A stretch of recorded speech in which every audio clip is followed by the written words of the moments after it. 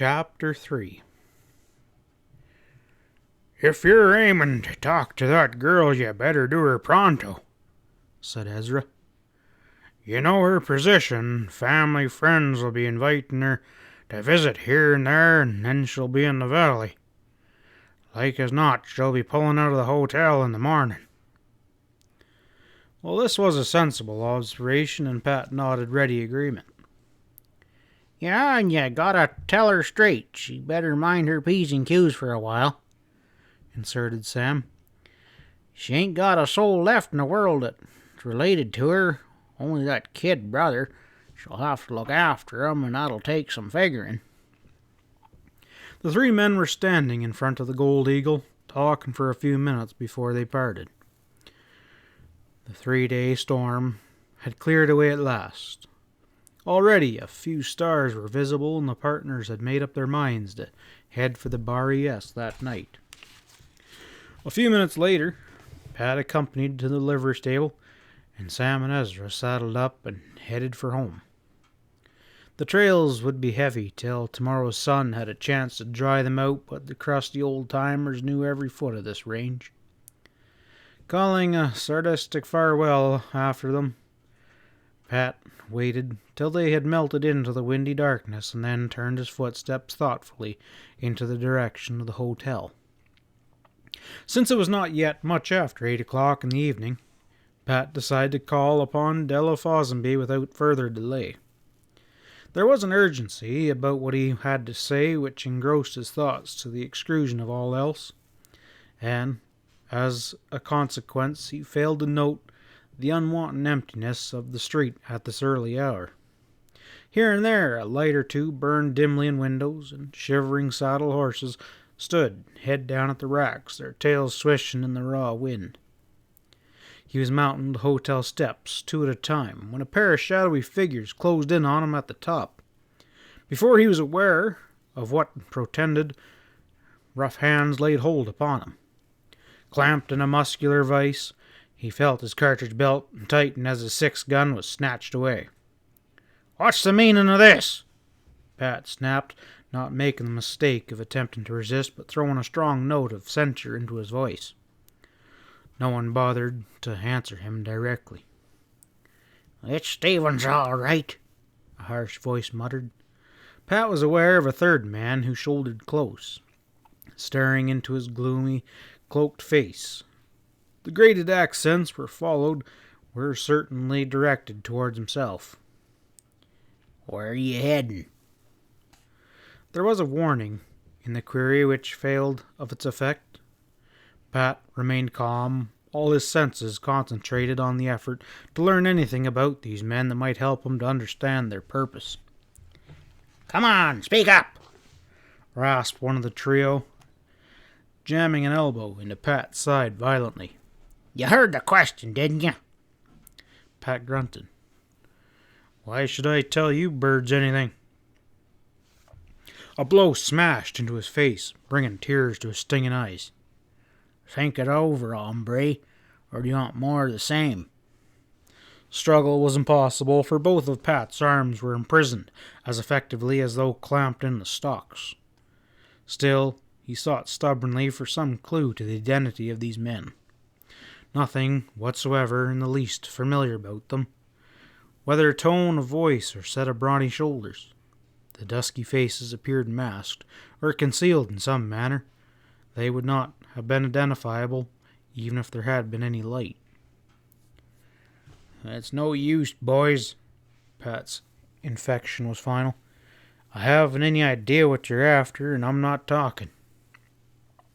One of the three hauled back for a blow which might as well have knocked Pat cold, but the man who seemed to be in charge halted this roughly. "Lay off, you fool," he growled. "No use killing the dang stubborn squarehead. He means what he says." Pat sighed with relief. "All right, though. Thought I'd have trouble convincing you. Now let go," he ordered coldly. "Tough, huh?" laughed one of his captors challengingly. "I just don't get the game." Pat's tone was level and deliberate. But you'll either pull your horns back in out of this deal or make up your minds about how much you're willing to pay for. There's a limit, friends, and you're getting near it. His arms were released with rough indifference.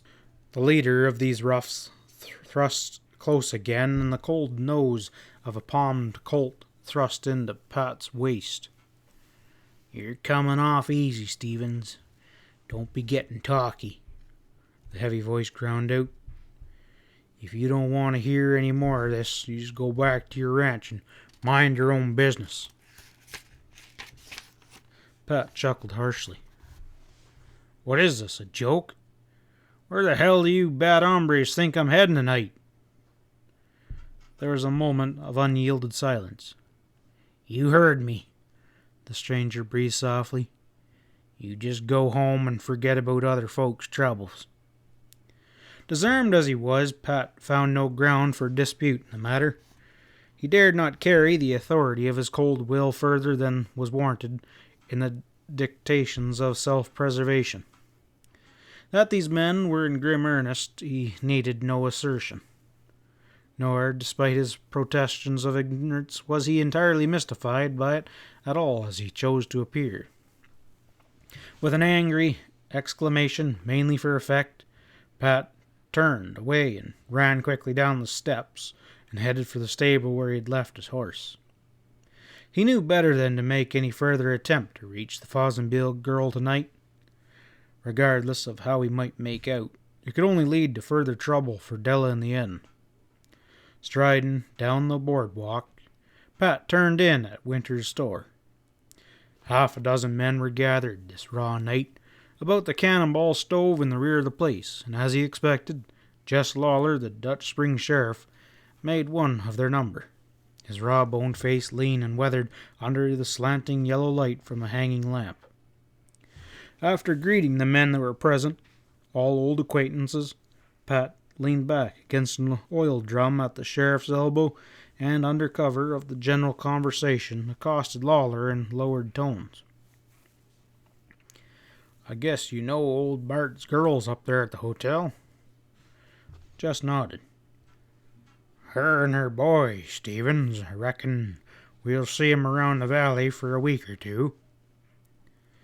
Can you do me a favor and keep an eye on her, without raising any fuss about it? Lawler pretended surprise, wholly missing the direction of Pat's intent. I understood the boys were taking special notice of Dell, and now she's all growed up, he drawled. This is the first I suspected you of showing any interest. Pat's expression did not alter. My interest is remote, Lawler. Do as I say, and I'll be content. Well, Dell's a nice kid, the sheriff said.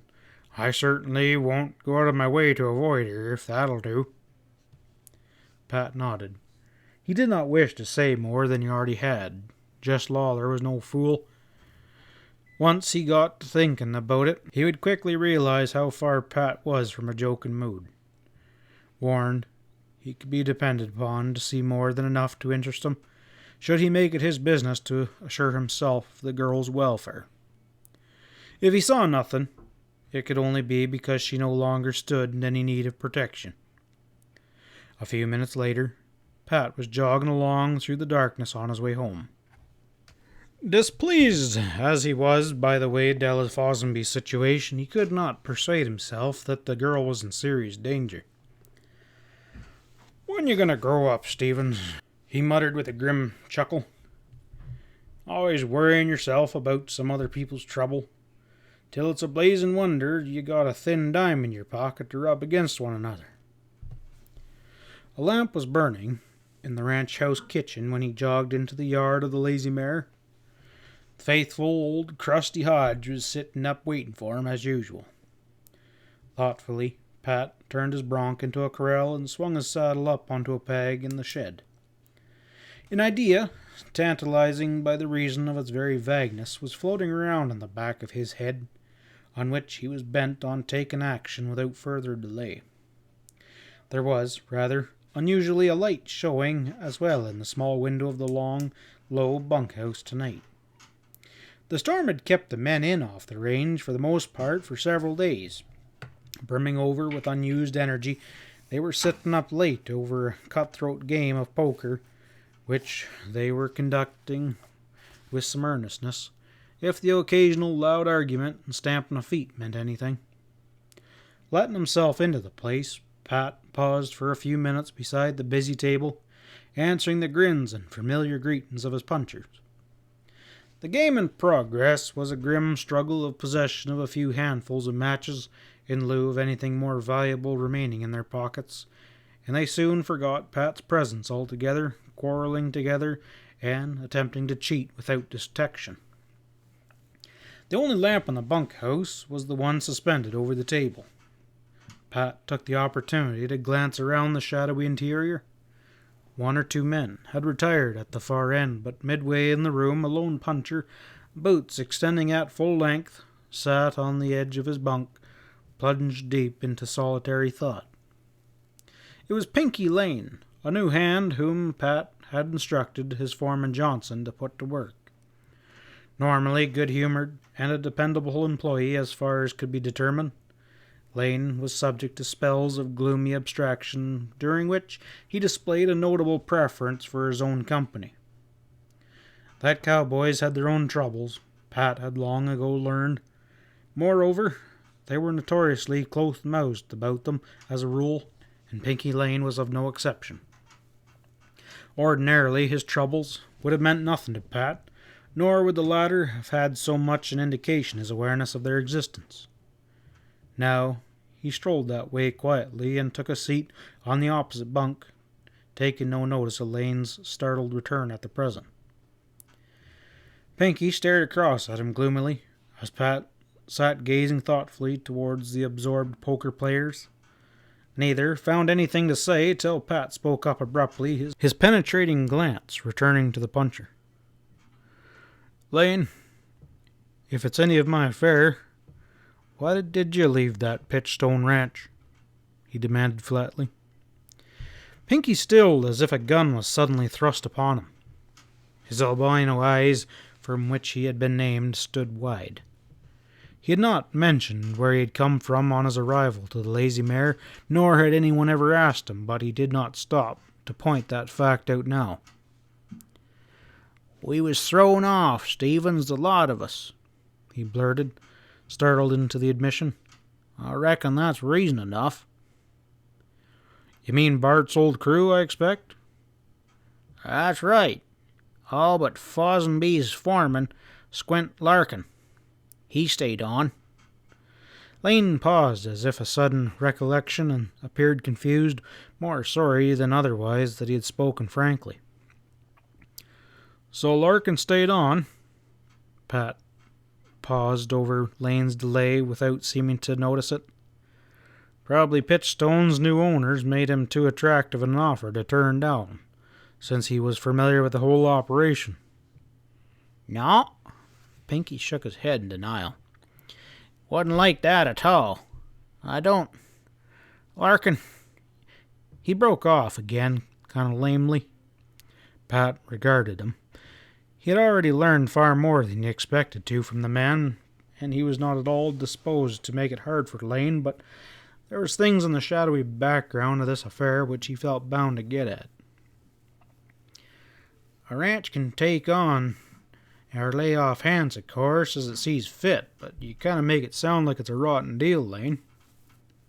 He waited for the answer, knowing just how carefully the disgruntled puncher must be led along. "Damn it was!" Pinky burst out resentfully. "Not that I'm the main victim, Stevens. I got my time, and I can't kick, but..." "Maybe mean there's something underhand in the way the spread changed hands?" suggested Pat. Pinky stared at him with burning eyes. "You ain't so dumb, Stevens, guessing it that way down here. You're darned right. There sure was something phony going on. For all old Bart's failings, and he certainly had 'em, that was a ruthless grab. No wonder the old man died, after him and them kids was thrown off the place like dogs. And that was the worst of it all. Reckon I ain't got over it yet, but I was too weak-kneed to say anything about it." he added bitterly in a thrust of self-accusation which all too clearly betrayed the trend of his gloomy thoughts. Pat passed over this in silence. "Who took the place in charge, Pinky? That ought to give a man some line on the deal." "I don't know, Stevens." Lane was gone thoughtful again as all of his fire was extinguished. "Plenty of old smart lawyers were pawing around the dirt around there, but whoever was behind it all kept mighty low, and I never clamped eyes upon him, or never so much as heard his name mentioned. It didn't seem right, does it?" In 5 minutes of slow, thoughtful talk, Pat learned beyond a question of doubt that Pinky Lane knew no more of the actual details of the transaction than had already been told. "Well, there ought to be something on the surface that a man could read." Pat turned it over musingly. "You say this Larkin is running the ranch now for the new owners? Is that about the size of it?" "You hit it," Pinky assented grimly. So wrathful did his manner become any mention of that name, that no more was needed to indicate Larkin's character accurately enough. "What about this Vern Hunter that I've been hearing about?" pursued Pat. "Was he the big wheel by any chance?" "Hunter? Lane was positive. He frowned in recollection. Vern was nothing but a small independent rancher. He was kind of young, or sort of a horse trader, with one deal after another on the fire. He was ambitious to get ahead, I'll say that for him, but as for his having of any big money—" "Was he a handsome feller?" Pat asked. "Not bad, I guess. Husky enough, all right, though. About 30 he was. What you interested in him for, Pat?" Pat shrugged. "I was just wondering if he happened to be Dell Follonsbees' intended, if you know what I mean." "I don't reckon so." Plainly, it had never occurred to Lane before to consider this. "He was around a lot, off and on, but if he liked Dell, why, he close a big deal with Bart and drive a sizable herd of steers clear off to Montana." "That's so? That the last you heard of him?" Pat commented of no mind to reveal how much he knew himself. "And not only that," pursued Lane strongly, "but it is kind of queer now that you think of it. I seen Vern Hunter with Dell more'n once and never thought much of it. She wasn't for me. Most of the boys hanging around the pitchstone was busy making eyes at her and hanging around, even the stable hands." "Kept after her, did they?" "Sure they did. The whole kit and boil of 'em. I even heard Chuck Granger was mooning after, even after she left the ranch." Lane burst into a harsh laugh. "That ugly mug."